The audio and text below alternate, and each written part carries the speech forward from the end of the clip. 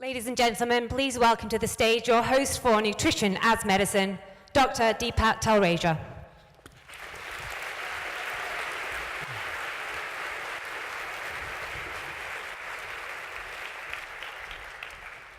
Thank you all for coming out to this today. We are extremely excited. This is a completely sold out event. And I was talking with Dr. Lee and some of our other participants today, and I don't think there's been an event I'm aware of with 5 figures of this caliber before in any large health institution in the country. So this is a real treat for all of us. I'm super excited. To me, Naomi and Brian put together something that is the equivalent of a music show with Elvis and the Beatles and Taylor Swift and Michael Jackson all together on the same stage.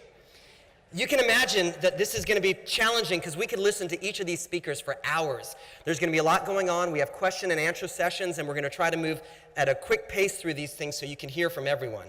So this program is put on by Sentara's Heart and Vascular program.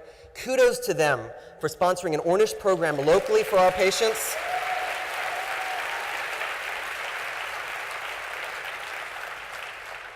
Sentara is a 12-hospital system across the northern part of North Carolina and Virginia, and our heart hospital and heart program locally has been nationally recognized for the last 15 years and is continually in the top 50 programs in this country. And things like this, I think, are why. What you see is the reason this is relevant to us is if you look at this map from the CDC and look at heart disease death rates across the country, we're in that southeastern quadrant where heart disease is most rampant. And this still affects patients in our area every single day. And as you see on the next slide, if you focus in on the state of Virginia and look again at data from the CDC, in 2011, this data shows that there were 94,000 discharges from Virginia hospitals for cardiovascular disease. This is excluding stroke. This is all cardiovascular disease except stroke. And you look at the charges to take care of those patients that have been generated just in our state. A tremendous expense taking care of folks, and it's well worth it. That's why we do what we do. But this is unsustainable. We all know that the cost of healthcare is growing disproportionately relevant to GDP, and the only hope for us as a nation is to make ourselves more healthy, and that's why the message today, which was kind of hearsay 20 years ago, is now what the medical community at large believes. On the next slide, I'd like to share, as I was preparing my comments, I was on call for the Heart Hospital and Virginia Beach General Hospital last weekend. And I had a nice 36-year-old, previously healthy gentleman, non-diabetic, not obese, good-looking, healthy person you would come across any day of the week, come in, and we emergently activated our cath lab team. In the middle of the night, he was having what we call a STEMI, an acute heart attack with a blocked artery. Every minute that artery is blocked, heart muscle is dying. On the next slide, I'll show you. We took him to the heart cath lab, and this is what the heart looks like. There are arteries that run on the surface, and on the side of the slide, you can see that blockage like cholesterol and blood clots can build up and obstruct flow down the artery. When I went in the room to see him, he was clutching his chest. He felt like an elephant was sitting on his chest. For a physician, 36, I'm more than a decade older than him. That's really, really young to me, to any of us here. Next slide shows you. We took him to the heart cath lab. I put a catheter in his heart artery, and this artery on the right side of the heart is completely blocked. It's 100% blocked at the yellow arrow site on the image. He's getting no blood flow to the bottom portion of his heart because of a combination of cholesterol and blood clot. On the next slide, you see what we did was we put a stent in his artery. A stent is a little metal scaffold that opens up that blocked artery, and within minutes we can return blood flow to the artery, as you see in the next slide. This is his artery after we opened it up with the stent. On the next slide, you'll see the image now of the heart with the artery completely open, and there's now blood flow going down there.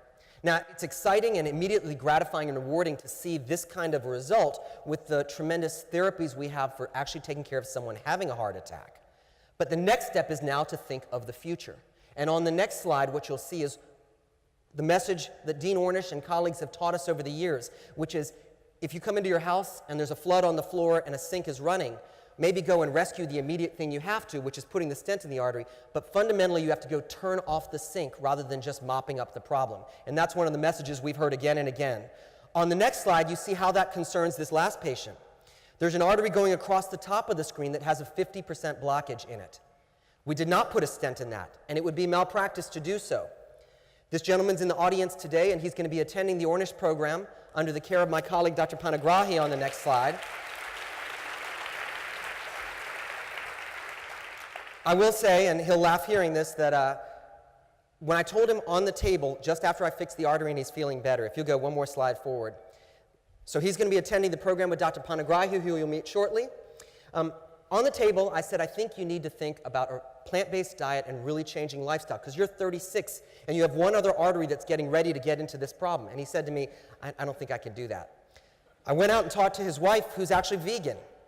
And you can imagine the conversations we had with him, she had with him. The next day he said, I'm in, we're doing it.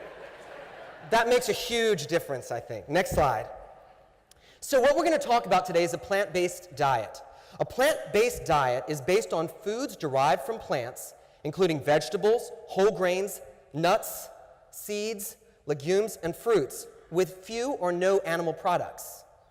On the next slide, you'll see that there are a number of diets that are included.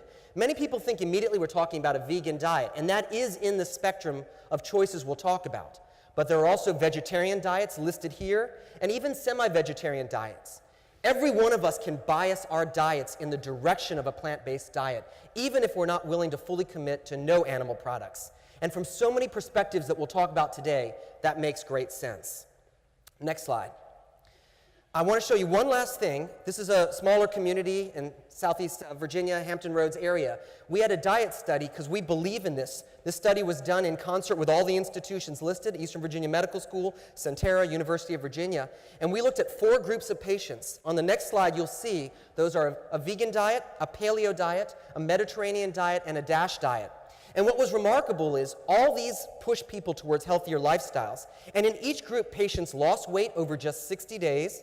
In each group, as effective as any single medication I can prescribe, their blood pressure dropped by an average of something like 10 to 15 over 5 to 10 millimeters of mercury. That's very effective therapy in just 60 days. And if you look at the vegan group in particular, they had a drop in their cholesterol of almost 30. That is amazing. That's dramatic. That's what the patient I showed you earlier, that's what all of us need. Their LDL went down almost 20 in that group. Each group had some benefit. But what we realized at the end of this study is that group really, really did exceptionally well. Next, I'd like to invite Dr. Panagrahi up here to introduce our first speaker.